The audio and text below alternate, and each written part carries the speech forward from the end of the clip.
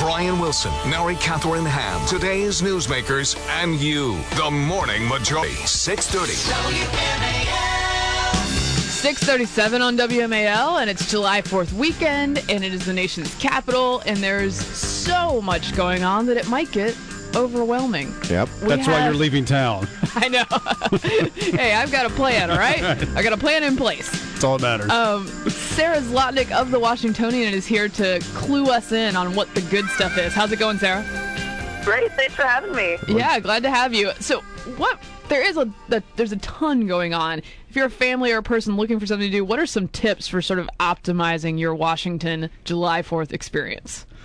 Well, definitely don't feel like you need to be confined to the National Mall. It gets crazy crowded down there, which can be a lot of fun, especially if this is your first or second, fourth in the city. But there's plenty of things going on all around the city and in the surrounding suburbs. And if you check out our guide at washingtonian.com/July 4th, there's plenty of tips there. But I know, for me, if I had young ones, I'd be taking them to the Capitol Hill Parade, which begins at 10 a.m. on July 4th, down at 8th and 9 Southeast, and then actually ends at Eastern Market with tons of family-friendly activities and games and food. So I'm really excited for that. But there's also the Capitol 4th concert down at the National Mall, which is the annual concert every year. So that's also fun. And who are the big names for the concert this year? And this year, you'll see Steve Martin and Matthew Morrison, that dreamy teacher from Glee. And oh, yes, people love him. He's something. So, very exciting. Very nice. And what's sort of some of the more unorthodox things you could do inside the city? Are there kind of odd celebrations going on as well? That's a great question. I know tons of my friends are going to be heading down to the Capitol Skyline Hotel pool July 4th, starting at noon, Brightest Young Things, which is kind of like this young, hip group that started a blog in D.C., and now they do lots of events and lots of parties. They are bringing back their very popular summer camp pool party series from last summer for one day only, and it's just the 4th of July, and $15 gets you access to the pool all day, and food and games and tons of music from DC DJs like Fatback and US Royalty, so that should be tons of fun. Right. Nice. We were talking earlier about how the 4th of July on a Monday, how there are a lot of events on the 2nd and the 3rd, and even fireworks on the 2nd and the 3rd, places, besides the mall, obviously, when it's going to be on the 4th of July, and whether or not, it's un-American to actually have celebrations for the 4th of July on July 2nd. It's a travesty, you're right. You have an opinion on that, Sarah? Well, there will definitely be activities all weekend long. I know something I'm looking forward to is actually today, Z-Burger in Tenleytown is having a burger eating contest. There you go. That's American. That's all American activity. Exactly. It's 12:30 today, and it's closed for submission, so you can't participate anymore, but you can definitely go watch, and you get a free burger if you're in the audience cheering people on. So that sounds like fun. And actually, the Uncle Sam Jam, a big, huge open-air concert, that's happening down at the National Harbor on Saturday, and I think they've got 3 stages, a ton of bands, beer, all kinds of fun. And this weekend is the Nathan's Hot Dog Eating Contest, and I heard recently that Kobayashi is the champion. He's been barred, so he's doing a parallel competition at a bar somewhere. I was unaware of that. Thank you for cluing me into that. Yeah, was he on performance-enhancing drugs or something like that? I don't know. X-Lax before the event? I'm going to have to look it up. I heard it on the radio the other day. And so I think, to participate in that, you could also do your own independent hot dog eating contest on the mall. Well, if you're going to have an eating contest in D.C. on the 4th of July, it would have to be some kind of pork product, right, that you would have to eat down. That's true. You would have to do that. So if you want to go to the mall on the 4th of July, how miserable of an experience is it? It all depends. I'm sorry I have to put it that way, but I mean, it can be. Yeah, and I love it. I've done it several times, but it can be overwhelming at times.